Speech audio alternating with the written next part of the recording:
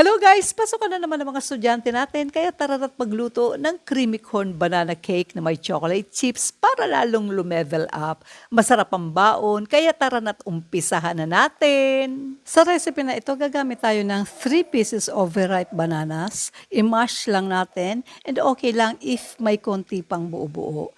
Kapag na-mash na natin, ilagay na ang creamy corn in can, mix ng konti, then isunod ang melted butter, brown sugar, white sugar, vanilla extract, and 3 itlog.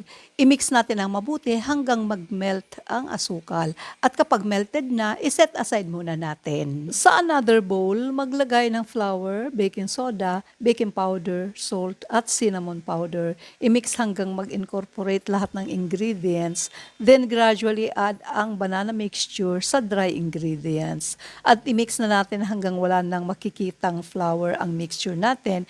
Pero huwag po nating i-overmix para hindi maging matigas at rubbery ang cake natin. Mag-spray na tayo ng baking spray sa muffin pan or pwede namang pahiran ng konting butter.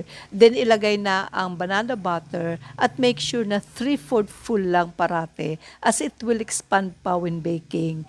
Kung may extra budget, maglagay ng chocolate chips sa ibabaw or kahit anong nuts pwede. Naka-preheat na ang oven sa 175 degrees Celsius at i-bake ng 30 to 45 minutes or when a toothpick inserted comes out clean. So guys, luto na po ang cake at perfect, super lambot at ang combination ng banana, corn at chocolate chip, napakasarap. Kaya itry ninyong lutuin, timpla na ng kape at kainan na!